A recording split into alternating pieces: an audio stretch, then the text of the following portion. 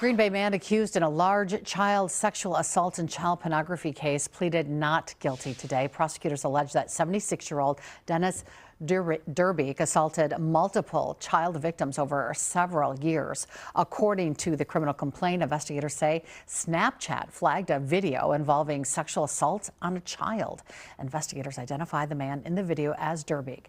Investigators say he admitted to the abuse. They also recovered multiple images and videos of child pornography from his devices. Derbeek faces decades in prison if convicted on the most serious charges. He remains in custody on a $500,000 cash bond.